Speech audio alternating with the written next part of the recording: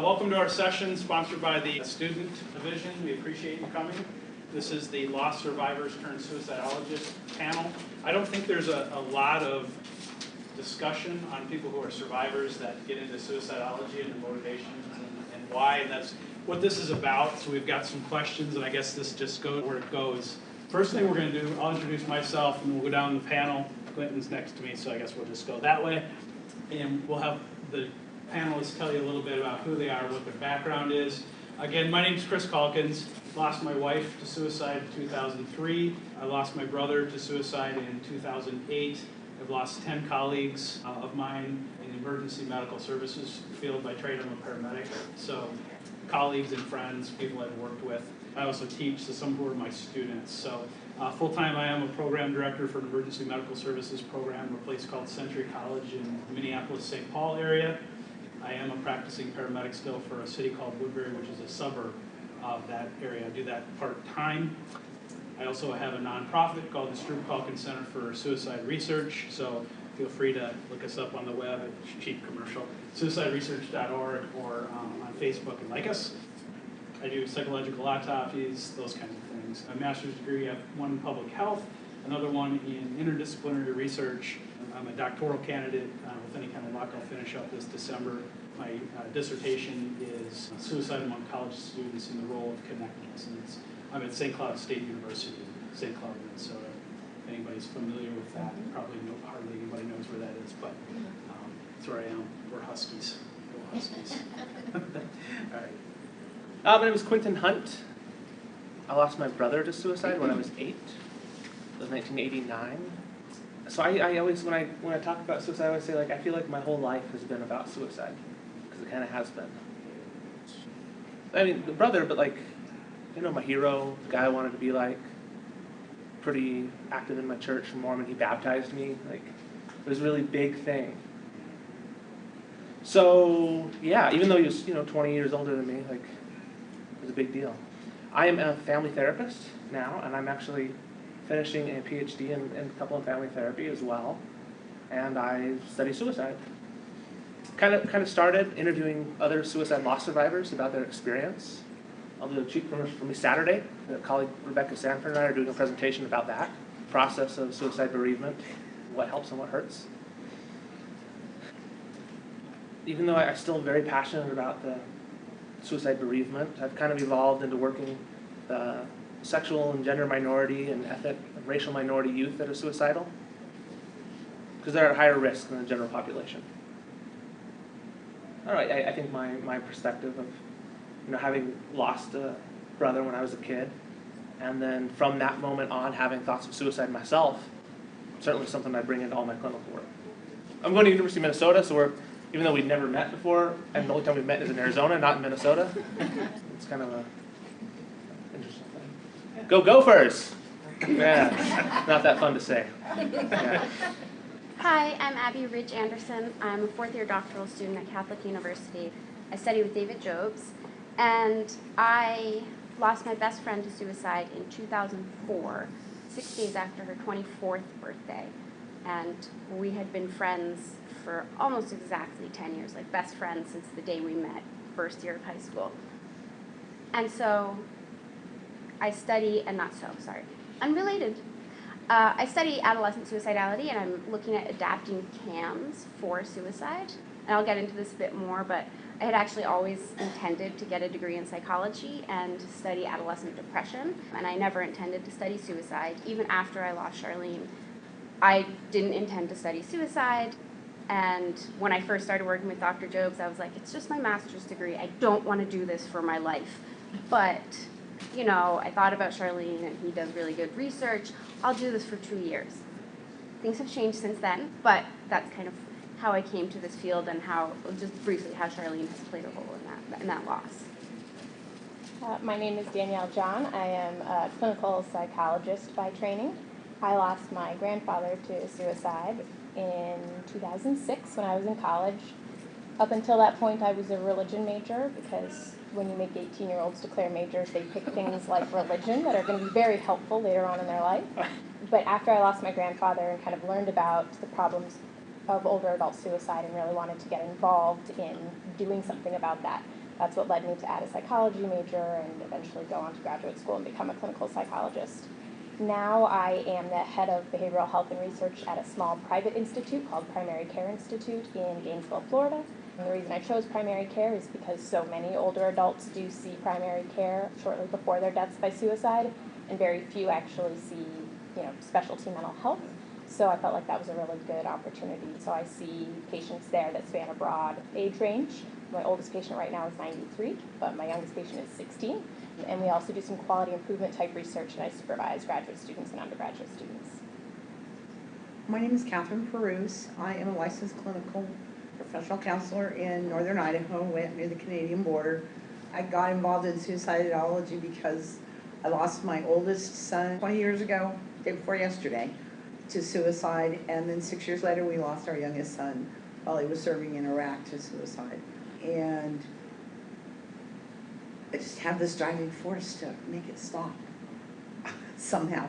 I know that sounds really simplistic, but I am a clinical supervisor. I manage the adult program in our small community agency. I am a fourth-year doctoral student. I hope I finish next year. God, I hope. It sounded like such a good idea when I started. And I specialize in suicidal behavior and treating people. I have a lot of adolescents on my caseload. And that's me. And these are your family members in front of you, right? Oh yeah, Yep. this is, can't see upside down. This is Daniel Robert and this is Bobby, while he was serving in the Army. And I forgot to mention, that's Jeremy and my brother and my wife, Mary, over here. My name is Regina Stifler. I'm a master's student at Grand Canyon University. I hope to be finished in June, although my graduation is tomorrow. The first suicide loss I had was as a paramedic. It was somebody I didn't even know, but he deeply affected me, and he looked exactly like my boyfriend at the time. And then in January, I lost my friend Laura, who I danced with for a really long time. And it's really, really raw. I'll start out with questions that we've pre-prepared. We'll see how far we get down them, and then I would invite the audience, if you have any questions or things that are on your mind or would be helpful, to just blurt them out, stand up, raise your hand, do it, send a passenger picture. I think those are extinct. Up front, whatever. So I guess the first question is, what is the most rewarding thing you encounter in your pursuit of understanding suicide? So, I mean, what's the reward? What's the thing? So I think for me is that, I know that there's a question about frustration, so that despite all of the frustration, which I'm sure many of us can discuss, and what feels like maybe it's really hard to make a difference piece of anybody's work when they're trying to create change and help people, when you are talking with somebody one-on-one who is struggling or suffering, knowing that you are working in a field and that the time you spend writing syntax for your SPSS for like analyses and collecting data and reading and writing papers for class, all of that time, it's about at its foundation, it's about trying to help people who are suffering. And when you're with somebody one-on-one and you can sort of see, so like when I use CAMs with patients, my sister's actually been suicidal and I've not been her therapist, but I've sort of given her the example of the SSF to help her understand herself, which is our tool we use in our lab. And it helps. And helping one person is meaningful and rewarding, even in the context of great frustration and exhaustion and feeling like there's just too much for one person to do anything. Because helping one person really matters. I think for me, I have a client that I worked with since she was in 7th grade, and it's been 8 years. And her goal in 7th grade was to graduate 7th grade a virgin. And she was suicidal numerous times. And she's now 21, enrolled in college. I mean, it's such a feeling of satisfaction to see her being successful, using the things that she learned. And knowing I can take a little bit piece of that as encouragement that I was able to make a difference. It makes me smile at night when I go to sleep. Let me ask you a follow-up question to that. I don't know if you've lost patients to suicide. I have lost one How does client. that play? Not well. Is it like one person help and then they like you're two in the hole, like the game Sorry, you have to go back 2 steps or something, and then or how does that work? Kind of feels that way. Yeah, I really wrestled with when I lost my client. I don't really know. I just take them a day at a time.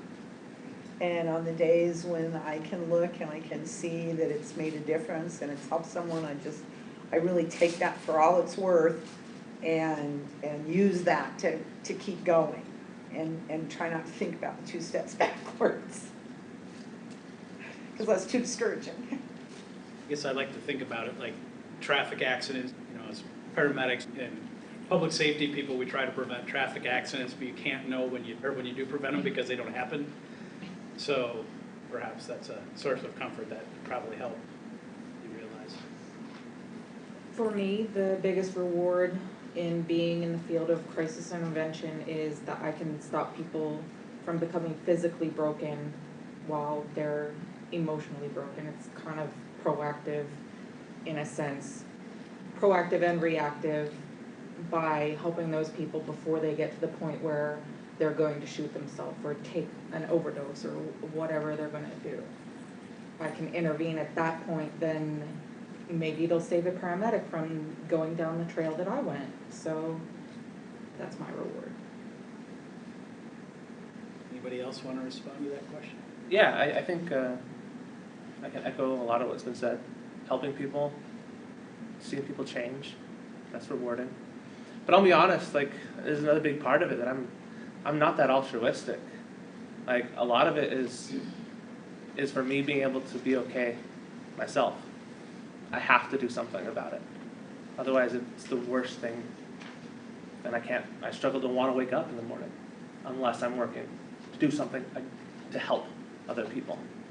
So yeah, I do a lot of altruistic things and really help people and connect with people. Yeah, I do, absolutely, but some of it's pretty selfish. I was just talking about this kind of a concept like that at dinner last night, and I was telling the person that I think if I weren't involved in what I am, this like gives me my meaning, my purpose, I would be in big trouble myself, most assuredly. Is that a common theme that you feel? Yeah, that's kind of what I'm saying. I'm not trying to sound like I'm just taking advantage of people to make myself feel better, because that's a thing that therapists do. No, but legitimately, like, it helps me to make the worst thing in my life a lot bit better. So yeah, I don't know what I would do, but helping, connecting with somebody when they're suicidal themselves, and we're able to connect about it, it changes them as a person. It changes me as a person. It's fantastic. All right, the biggest barrier, the most frustrating thing about being involved in suicidology for any of you? Crying in front of big groups.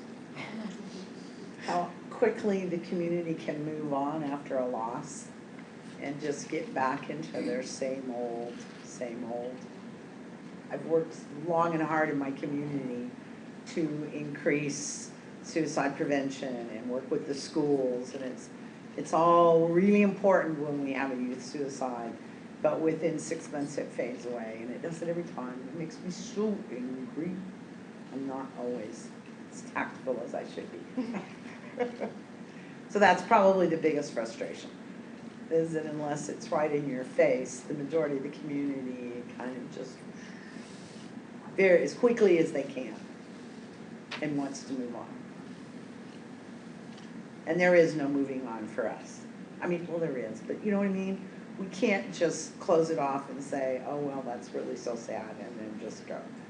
At least I can't. I think, as I mentioned, there are a lot of frustrating things, but I think for me, I'll just mention a couple.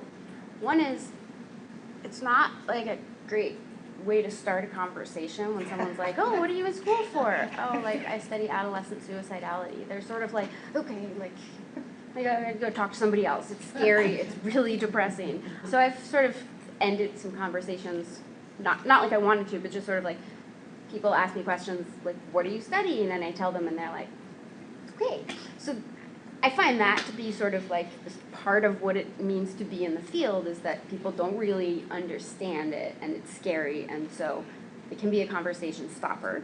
It can also be a conversation like direction changer where you say you're studying adolescent suicidality and or just sort of you're studying suicide and they start talking about their own struggles or they start talking about their kid, and I don't have a problem with that, but it's also sort of then you're sort of what is my role and what are you looking for from me kind of experience that's just sort of a very low level like stress. I think that's true generally for mental health, but it's particularly tough when we're talking about suicide. And I had another one. There are so many.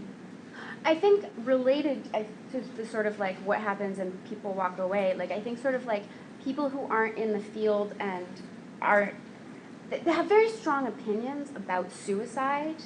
And so when you hear people say things that indicate they think that person was so weak, how could they have done that? Or, you know, like basically sort of blaming the person who died and shaming the person who died and indicating that they were weak and or that like suicide is this thing that only these like people that are like broken and different from me do. And that's not like colleagues, but sort of like just people in my life, friends, whatever, that I find it very hard to not go off sometimes. Not with colleagues, with friends. I find that to be very, very frustrating, just the distinct dichotomy between like an understanding of being suicidal and that's, you know, some bad thing over there that only weak people do. Bridging that gap is hard and frustrating. It happens with colleagues, too. I mean, I feel very lucky. It hasn't happened too much with my colleagues, but yeah, I can see it. I think my biggest frustration is about other people in the mental health field who don't have or see a need for training specific to this. Yeah. You know, there's been push in a couple of states to require CEs specific to suicide, and you know, Washington's passed it. I know Washington's passed it. I think Kentucky, Oklahoma, passed it. Pennsylvania. Not Idaho. Yeah, well, so the California Psychological Association lobbied against a bill that would have done that because psychologists already know what they need to know about suicide when we know that that's not necessarily true. And so I think that's one of my biggest frustrations is that we have people kind of within our mental health world who don't see this as big of a concern as it should be. And then, you know, I work in a primary care office with a whole lot of medical assistants and nurses and primary care practitioners of various sorts, and just what they don't know about suicide is kind of scary. You know, I've had the opportunity to do some in-house stuff with them, but that's just my little practice. That's not the practice next door, the practice across town, let alone, you know, everywhere. So given that primary care is so much more ubiquitous than specialty mental health, that's also a frustration. How do we reach those people, not just people in mental health, but the people who could be helping us screen and get people into treatment? Just to go back to the previous question I actually think that another really rewarding piece of this work is that opportunity to train people who need information, and that like you can't reach everybody in the world, but sort of like that dissemination of understanding, that opportunity to train other clinicians or providers is very, very satisfying. Although, yes, very frustrating that we have to do it. It'd be more fulfilling if they showed up. Right, yes. I did 3 trainings a week and a half ago that 2 people showed up to. And while the exchange was really good and I really felt like I connected with the parents, it was a little frustrating that in an entire middle school, 2 parents showed up. Yeah. And it was to discuss not just suicide prevention, but how the 13 Reasons Netflix wonder thing is impacting their children. 2 parents. Can you, maybe there's people out here who don't know what 13 Reasons is, could you give a very brief It's a Netflix show about Hannah, a girl who ultimately kills herself, but she leaves 13 messages to people that she says contributed to her killing herself. There's a lot of problems with the show. I encourage all the parents to watch it with the kids. There's also a half-hour trailer afterwards. And most parents don't even know it's there, and I encourage it with psychologists and psychiatrists and people in the mental health field that talk about all the things that are missing and the assumptions that are just there. And there's a lot of good information on the internet. If you look up 13 Reasons, there's talking tips. Talk to your kids for parents. It's a disturbing, I have not watched it. I can't bring myself to. Figured I didn't want to ruin my week. But I've read everything that's out there on it. And it's just a little frustrating that parents are so disengaged from their children that only 2 parents showed up to come and talk about it. And I just finished the series, so I can tell you what's in it, because I thought, I gotta watch it, otherwise I can't, So, they do everything you're not supposed to do. They put this gal up on the pedestal, and, the friend of the kid said, when the other kid might be suicidal, you're not thinking of doing anything stupid, are you?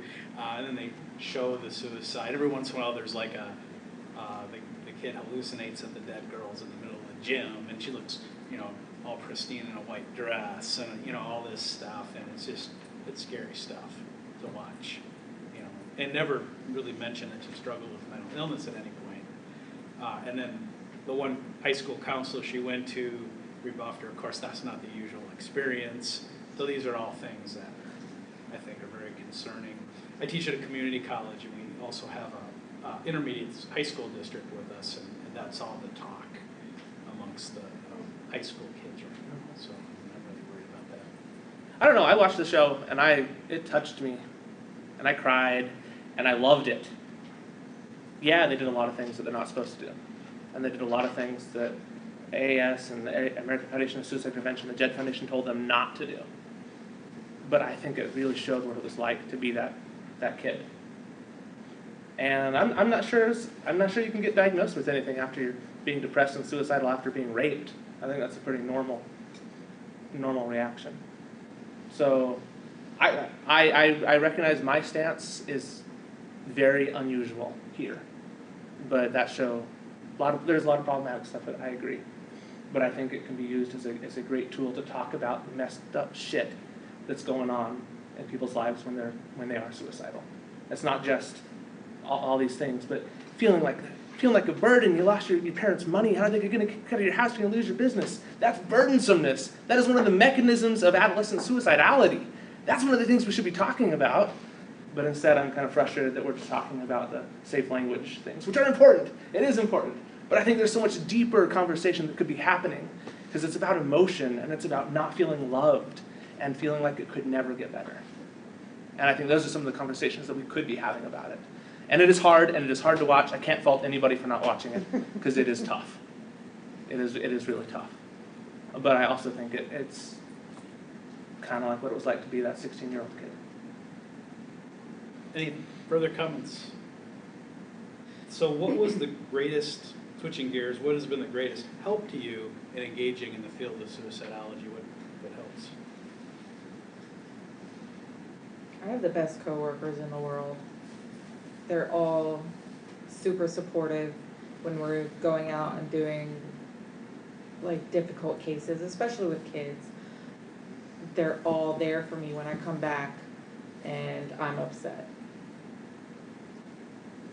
Mine has been Span, Idaho, and our wonderful executive director who's back there in the 4th row. I don't know what I would have done without Jenny. I call her, I text her, say, okay, I need to talk. And it's somebody to vent through, and she keeps encouraging me. And yeah, you gotta have somebody like that encourages you and listens to you and supports you and says, you can get it.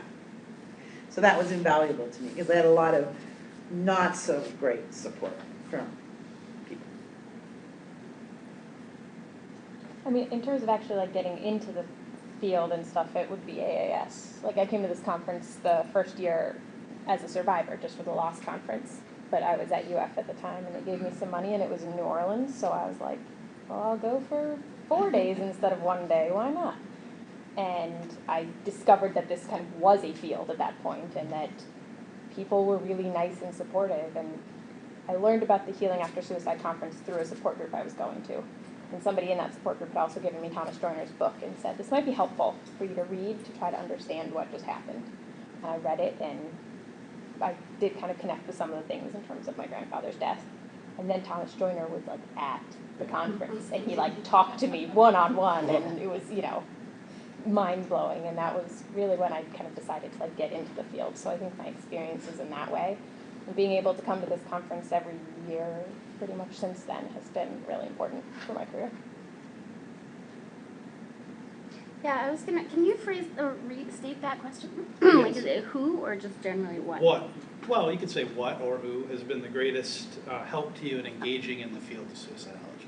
So yeah, I think, and this is gonna sound like I'm like an advertisement for this year's conference. It's absolutely mentorship. Like you see somebody who's doing the work and they're passionate and they're doing a good job and they're open to you joining us, like joining the field. Like that, it's not like some person over there, like you're so fancy. And I mean, you know, we all have that like starstruck, like there's Joyner or whatever, but because the field is like or AAS is this relatively small or close-knit or like family-like conference and organization, I think that like that allows people to get into the field, to feel okay, like saying like I could do this, and then just having a mentor who connects me with people.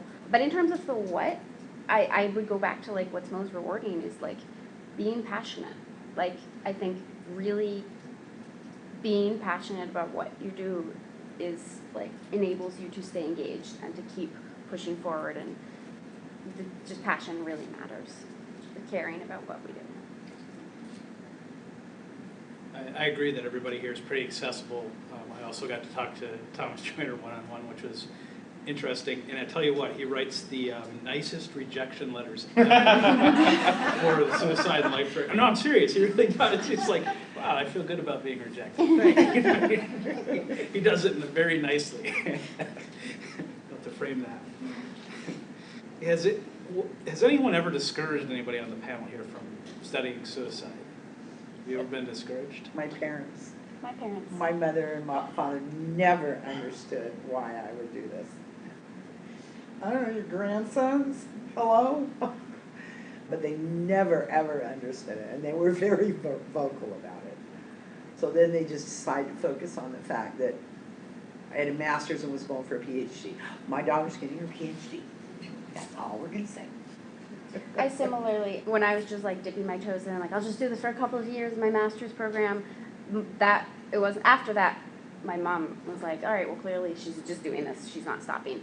But during those 2 years, she just kept telling me over and over, Abby, you're too sensitive, you can't do this work, you're too sensitive, it's going to be too hard for you, I don't want you to burn out. And I was like, you're right, like I'm not going to do this work, it's just for 2 years, I can't do this for my life. But I think I can.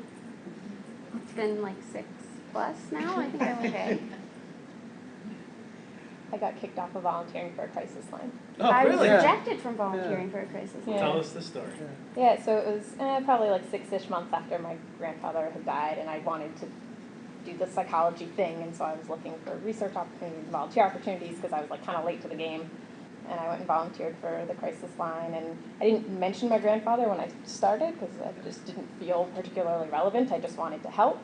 And then we were going through the training, and the director pulled me aside after I disclosed it at some point and said, I don't think you're ready for this. And I said, I think I am, I'm fine. And she said, well, no, like you're not going to continue in training. And it was a very unilateral decision. So, Wow. yeah.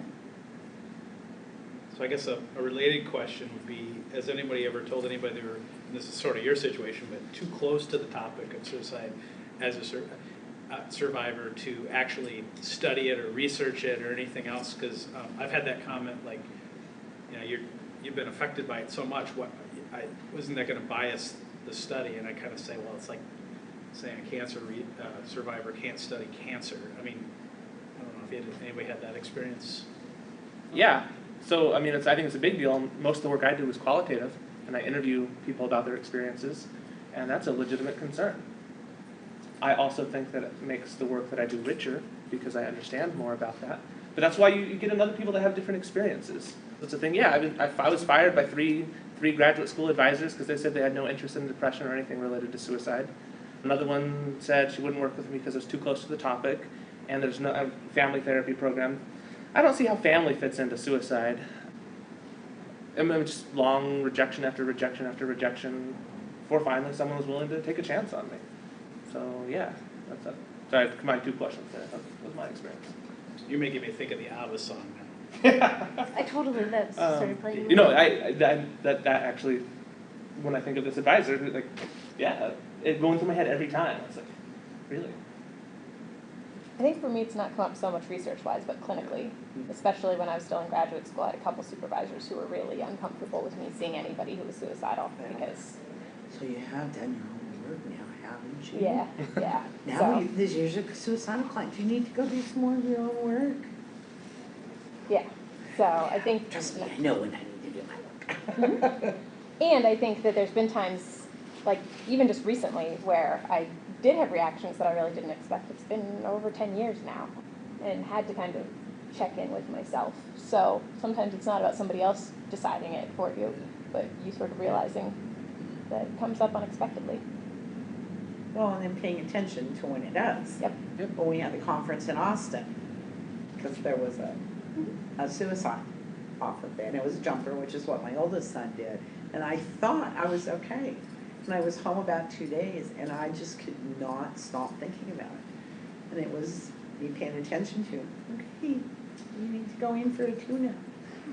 And I did, and it was fine. But initially, I thought it was way cool. There was no problem. I mean, you know, it wasn't cool, but I was okay. And it just kind of turned out, no, it really wasn't as okay as I thought it was. But you pay attention to yourself so that you know when you're not okay, and you address it. And that's so far, anything I've got interviewed for, it's like the third question. And I think maybe as survivors, we do have to check in with ourselves a bit more and kind of focus more on that self-care aspect than perhaps people who haven't had that experience. But like Quentin said, sometimes it makes the work more rich and meaningful. So the next question is, do you always disclose, or do you disclose that you're the survivor of suicide loss, unlike me who's on the research end of it? Everybody else here is also on the, sounds like the clinical side of it. So I guess you could answer that question with both hats on. Would you disclose that during your research or to a client? I have with clients if it's clinically indicated. It's not very often, but there have been times when it enhances therapeutic relationship that I do understand, and it is possible to understand what you're going through. Research, I really haven't because I don't see that it's pertinent. And a long time ago, I quit bringing up the topic because all you gotta do is say, oh yeah, I got 7 kids, but 2 of them are dead. Oh, how did they die? Suicide. The whole room clears. So I learned a long time ago that's not a topic to bring up, unless I want to be alone. Then it's really effective. So I think that I don't disclose that I'm a survivor. But then as like you asked the question, I realized I don't know like when I wouldn't, you know, like when I've deliberately not. So when my very first like interview with Dr. Jobs as a master's student where I wasn't going into the field, I was like, I'm interested in your lab, not because I really want to be in this field, but because I lost my best friend to suicide and I thought this would like be interesting.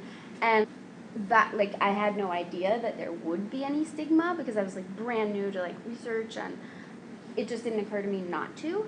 And nonetheless, as like I've been in this field, I have this sense that I've not disclosed. But then I think more it's like sort of, I don't know when it's that relevant to say, that this is a part of my experience. Because I wouldn't, like if somebody asks me, I would talk about it. I'm not going to introduce it. Clinically, I don't know that I would disclose that to a client, but I don't disclose it to my supervisors. Again, not because I'm holding back, but because they've never asked me. I mean, I'd say it if they asked. But I think it's more like this sense that I shouldn't than like any reality that I don't. If that makes any sense. I find when I do psychological autopsies, it often opens up the door for me, and I can get in places where other psychological autopsy investigators cannot. Because if the person knows I'm a survivor too, the door will, that's where it comes in for me, like the door will open. Otherwise the door tends to get slammed in other people's face like a portion of the time. I would say research I always disclose. I mean, a lot of it is the nature of the interview process that I'm doing. But I guess pretty soon I'm not going to be able to say this anymore, but also because every single person I've interviewed said they wouldn't have done it unless I had disclosed. Like, they were willing to talk to me because I said that I was a suicide loss survivor. I say eventually because I'm going to interview somebody that's a little more open, and eventually, as I've been interviewing more and more and more people, as I keep going. But as a clinician, frequently, if it's important. I don't always, but sometimes I do. If there's someone that's going through suicide grief, absolutely. Because again, it's about not being an outsider. Like, insider, I get it. We're in this together. Like, but if it's an adolescent kid that's struggling with thoughts of suicide, or an adult, it depends. It depends on if it ends up being relevant. Yeah, it depends. And sometimes it is. Sometimes it is. Yeah. I've disclosed it as a paramedic a few times. Example would be a 16-year-old girl. She's at a psychologist's office. We get called there for some unknown behavioral health issue, and I asked the psychologist what's going on. She's just having a bad day.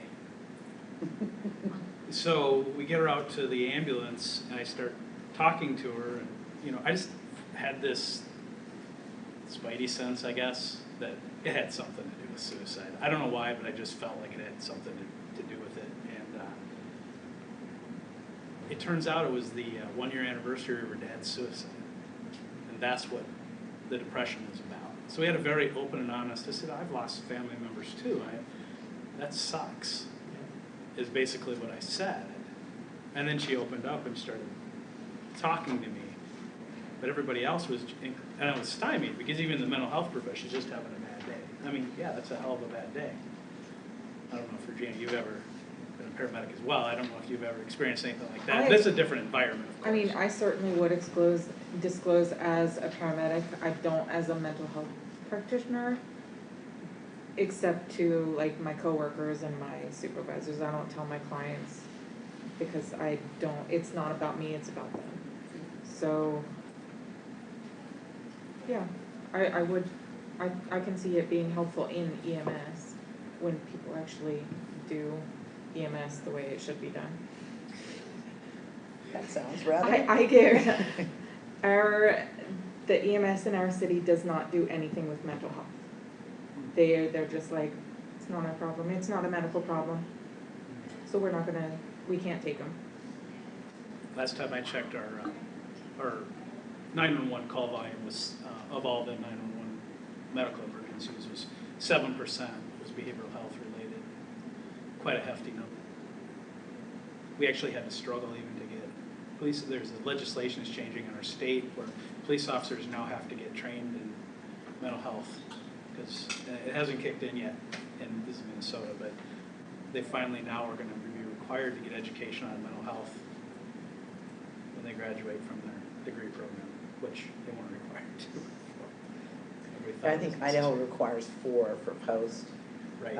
Although CIT has, there's crisis intervention training, 40-hour training has really expanded in Idaho. And we probably have, I don't remember what the last numbers were for the number of law enforcement people, but a lot of them in a lot of small rural communities like Sandpoint and Bonners Ferry and St. Mary's, really tiny places. So it's taken a long time. This has been I guess 9 years since we had our first CIT training. And it's gotten a long ways towards changing and making it so that law enforcement is more able to address mental health needs in a constructive way. Or they don't always do it, but they have been trained. Well, I think any profession, whether it's paramedics, nurses, doctors, psychiatrists, social workers, whatever, there's good ones and there's bad ones. There's good electricians and there's bad electricians, you know. I mean, so I don't think that's unique. How about what advice would you give a new survivor of loss who wants to enter the field? If you could go back in the time machine to you, that'd kind of freak you out if you showed up, but what would you say to you?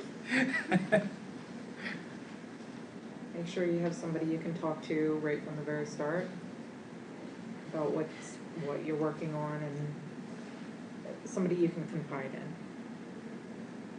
I don't know, I just kind of fell into suicide prevention, so, and it wasn't until after, let's see, it's like a year after Bobby's death, so I was 7 years into it for the oldest son, and I just kind of fell into a SPAN meeting, and I was just it felt so much like somebody had thrown me a life raft.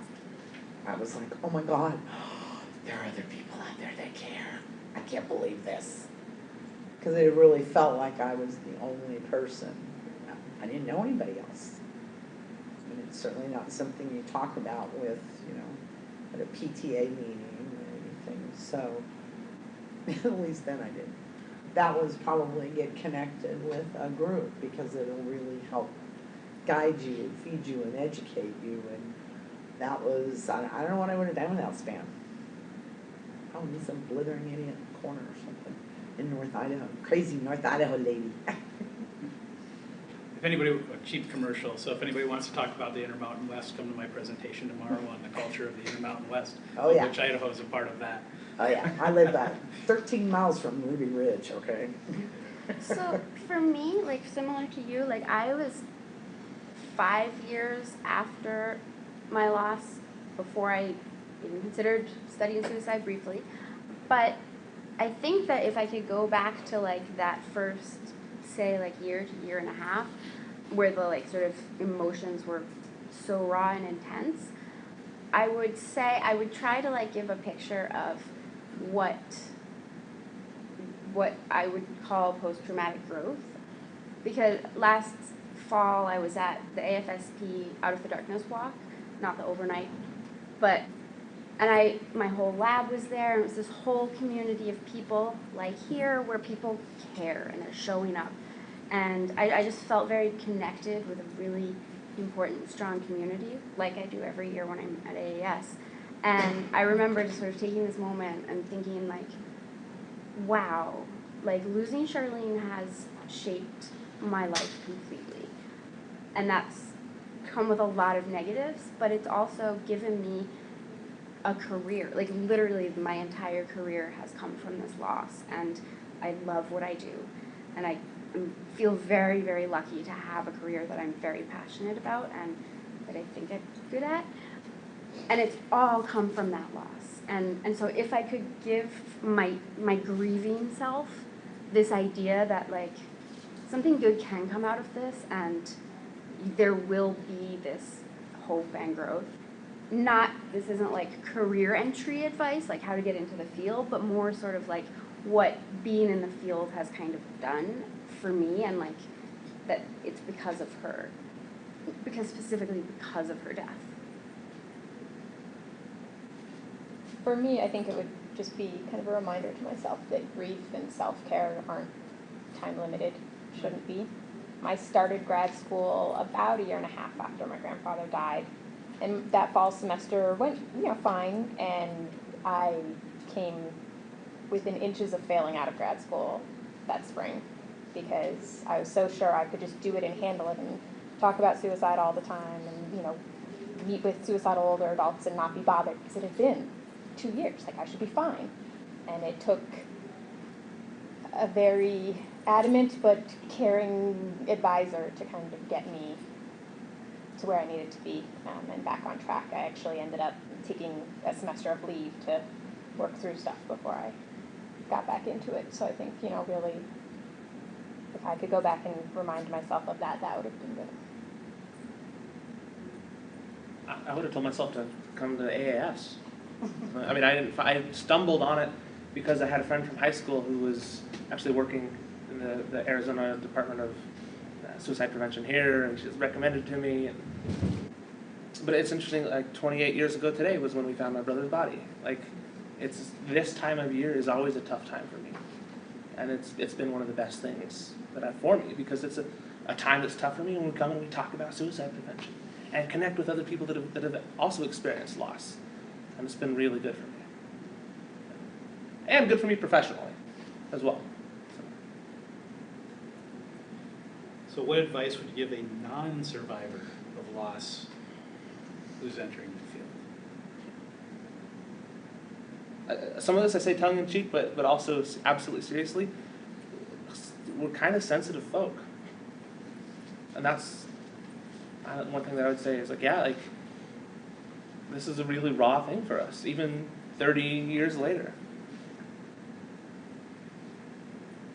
I don't think it makes us crazy. It doesn't make us broken. Doesn't make us mentally ill. But things have deep meaning for us. And I think one of the greatest struggles that is in being suicide bereaved is making meaning. And so we have a lot of things that have meaning. So a lot of statements that have meaning. And we're sometimes prickly because there's a lot of trigger statements that have really deep meaning and are offensive. And I think most people don't mean to be. I legitimately think so. I just think they're ignorant and refuse to see that they just don't know. And I think just being willing to admit that you don't know. You're going to say things that are offensive. It's not anything wrong with you, it's just you didn't know. And take it that way rather than saying that I'm overly sensitive. That's what I would say. Just have a little compassion. Don't say commit. Don't say commit. Absolutely. Every presentation I say, do it. Don't say commit. It's like no shooting more. up a flare, isn't it? It is. You got our Absolutely. attention. No, seriously. If someone says commit, I absolutely know you're not one of us. That's how I know. Yep. You're not one of us. I can't say what's really going on for me. And don't try to find the bright spot. Don't say, well, Yeah. at least it wasn't your biological child. Yeah. Okay, you want to watch me rip somebody's face off? Yeah. I think that you had said something earlier, Quentin, that I would actually argue a little bit with when you were talking about, like, that sort of one reason for disclosing that you're a loss survivor, to sort of help a client understand that you know that they've been there. Yeah. Which I don't fault you for that in any way, but more this idea that, like, one couldn't be there with somebody emotionally. Like, I believe that, and we were sort of talking about this earlier today at lunch, I do feel like, it's one of the reasons I love AAS, that my experience is that there are some people who study suicide as like this over there thing, like these like, how on earth could somebody be suicidal? I don't understand it. I'm so curious. I'm going to study those people. And then there are people, like pretty much everyone that I've met at AAS who are studying suicide, who are more like, here I am and here you are. Let's understand your experience together. Yes, I'm trained by Dave Jobs and I'm talking about camps. But I also feel like that's very much like, not just clinically let's do that, but as researchers, as people who study suicide, I think that there's a feeling for some people of specimen. Suicide is this like thing that we have to understand because it's bad and these bad people do it. And then there are researchers, whether or not they're loss survivors or people with lived experience, who can really put themselves in that place of empathy and sort of say, I'm approaching this research from a place of like connection and wanting to connect and understand because I care. And I'm not saying the other kind of people don't care. I just think that there's a way of being empathic, and I think that that's, as a non-loss survivor, be that empathic kind of researcher and worker. I think self-care is important for non-loss survivors too. Yeah. That's, I think, a huge thing. And then I would say there's no such thing as a typical loss survivor.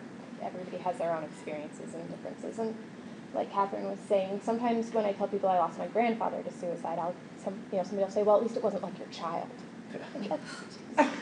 You know, that was still a very hard loss for me.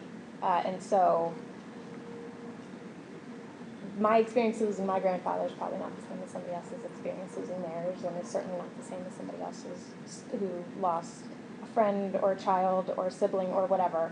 And 10 years down the road, I'm not in the place I was a year out. You know, like it's all just like any grief. And sometimes I feel like when we talk about survivors of suicide loss, we lump everybody into this group, and it's sometimes I think we're more different than we are similar. It's interesting. I'm remarried, so I don't always disclose readily that. I'm sorry, my wife's here, so sorry, but I don't always readily disclose that I'm married. And the reason I don't do that is because then it's almost like instant judgment. Because then the follow-up comment a lot is, oh well, at least you moved on. Like it was, you know. So I always give the analogy. It's like losing a child. I mean, it's like saying, well, at least you have another child. I mean, that would be.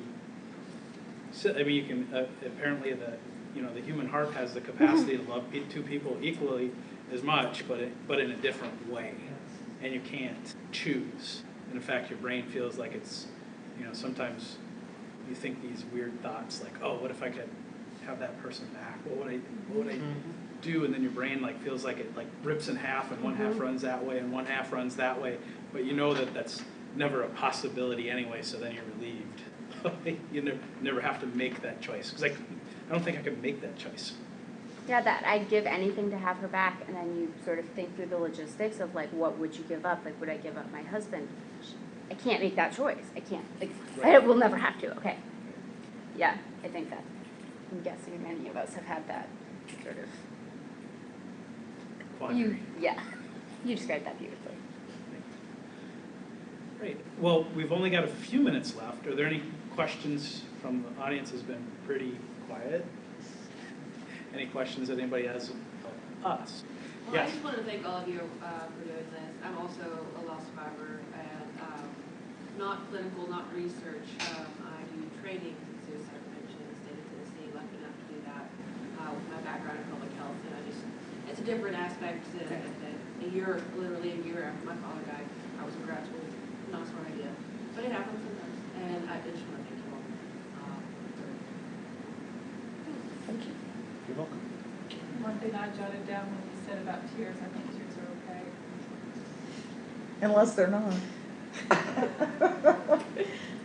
Unless there's a lot of them and there's a power source nearby. Yeah. And that's a problem. Well, the first counselor, or second counselor I went to see after Daniel, my oldest son, died, I remember sitting in her office going, oh my God, she's crying harder than I am. This can't be helpful. I think I'll leave now. So there can't be too many. What she did today wasn't Yeah. I appreciate that. hard It was enough. good. Question from the back row.